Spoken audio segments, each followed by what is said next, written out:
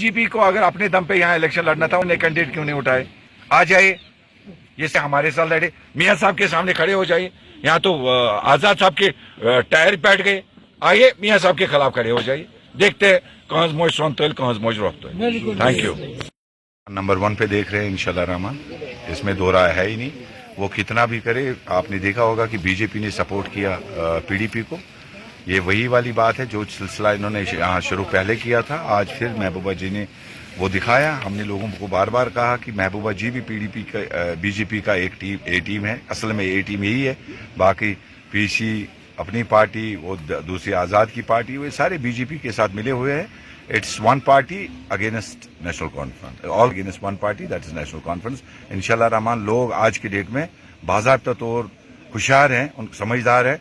BJP को हमें बाहर रखना है। इंडियन अलायंस जो का कैंडिडेट जहां पे भी है इंशाल्लाह रहमान वो जीत के आ जाएगा, जिसमें मियाँ साहब भी, आगा रूहुल्लाह साहब भी, ये हमारे उमर साहब भी, लाल सिंह चौधरी लाल सिंह और रमन बालाजी, इंशाल्लाह 5 की 5 सीटें लद्दाख को लेके 6 की 6 सीटें जम्मू कश्मीर यूटी और लद्दाख यूटी से इंडिया ब्लॉक को चली जाएगी। पीडीपी के जानिब से पीडीपी ने कहा कि उमर साहब भी जो हैं वो भी बीजेपी के दौर में यहाँ पे मिनिस्टर बने थे, तो आपकी रिएक्शन?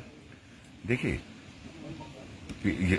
उस बीजेपी का और इस बीजेपी में आसमान जमीन का अंतर है। वाजपेयी जी का बीजेपी एक it was all together a different थी, लेकिन वो दिल्ली में थे, ना कि जम्मू कश्मीर में हमने बीजेपी को लाया।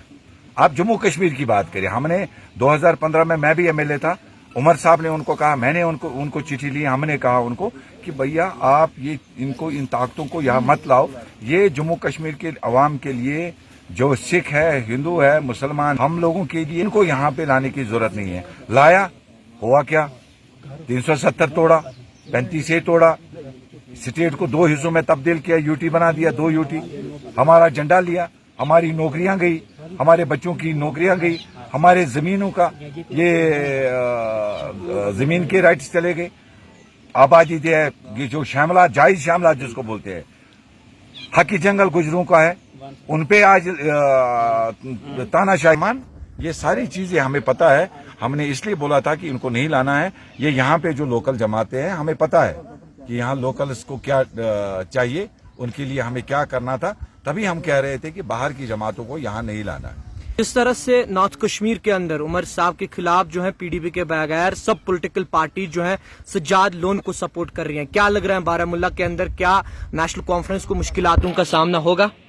देखिए, फिर से मैंने वही, आपने रिपीट किया वही सवाल। मैंने कहा ये सारी पार्टियां इकट्ठे होके नेशनल कॉन्फ्रेंस के खिलाफ, ये 77 में ही भी हुआ था, लेकिन उस वक्त लोगों ने बाज़ाब्ता तौर जवाब दिया।